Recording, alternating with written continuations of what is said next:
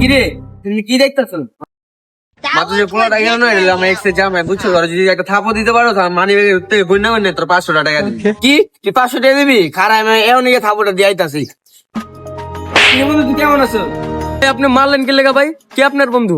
ও ভাই সরি আমি তো মনে হইলো আপনি আমার বন্ধু। দেখছো সাইমের কাছে ব্যাপার না যে 500 টাকা দে। আচ্ছা দাদা টাকা দিতে আসি তুই আমরা একটু আই। মুরগিটা আমার বই আছে ওই সময় কইছিল না মারলে 500 টাকা দিব, লাত্তি মারতে হবে তোর বন্য 1000 টাকা দিব। তুই 2 মিনিট ধরে টাকা রেডি কর, আমি লাত্তিটা দিয়ে আইতাছি। আরে জান আমি আইতাছি, চিন্তা করো কে? আরে বন্ধু রফিক ভাঙ্গির বলে আমার লাথিটা মারছে, আপনি আমার আবারও মারছেন, আপনি কি করছেন মিয়া?